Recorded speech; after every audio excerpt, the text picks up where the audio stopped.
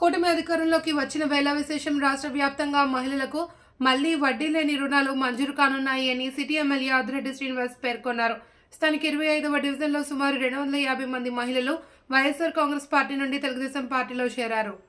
వారందరికీ ఎమ్మెల్యే ఆదిరెడ్డి శ్రీనివాస్, మాజీ ఎమ్మెల్సీ ఆదిరెడ్డి అప్పారావు, రాష్ట్ర కార్యదర్శి కాశీ నవీన్ కుమార్, ఛాంబర్ అధ్యక్షులు తవ్వ రాజా, ఛాంబర్ మాజీ అధ్యక్షులు దొండపాటి సత్యంబాబు, నగర టీడీపీ ప్రధాన కార్యదర్శి బుడ్డిగ రాధా, ఉపాధ్యక్షులు ఉప్పులూరి జానకిరామయ్య, రాజమండ్రి పార్లమెంట్ మహిళా కమిటీ అధ్యక్షురాలు మాలే విజయలక్ష్మి తదితరులు వారందరికీ పార్టీ కండువాలు వేసి తెలుగుదేశం పార్టీలోకి ఆహ్వానించారు.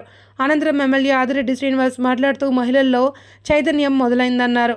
గత పాలకులు మహిళల ఆర్థికాభివృద్ధికి తూట్లు పడిచారన్నారు. గత 5 ఏళ్ల డ్వాక్రా గ్రూపులకు స్త్రీనిధి నుండి ఎలాంటి నిధులు మంజూరు చేయలేదని విమర్శించారు.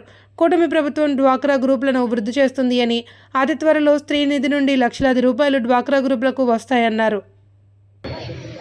చెప్పాలంటే నగరంలో ఇది చాలా అఫీషియల్ వార్డు. డ్వాక్రా గ్రూపులు చాలా తక్కువ ఉంటాయి.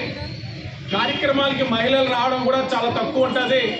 ముగ్గులు పోటీలు పెట్టినప్పుడు కూడా చాలా తక్కువ మంది వస్తారు. వచ్చిన వాళ్ళు గట్టి పోటీ ఇస్తారు. మరి మనకి ఇబ్బంది ఉంటా ఉంది. మహిళలు ఉన్నవారు ఈరోజు మనం మేలు చేశాం, మనతో లేరని అనుకుంటా ఉన్నారు, కానీ వాళ్ళు మనకి సహకరిస్తున్నారు. ప్రత్యక్షంగానో పరోక్షంగానో ఆలోచించండి. అంటే ఆయన ఒక మాట అన్నారు, 2019లో ఈ వార్డు 1200 మెజార్టీ వచ్చింది. 2024లో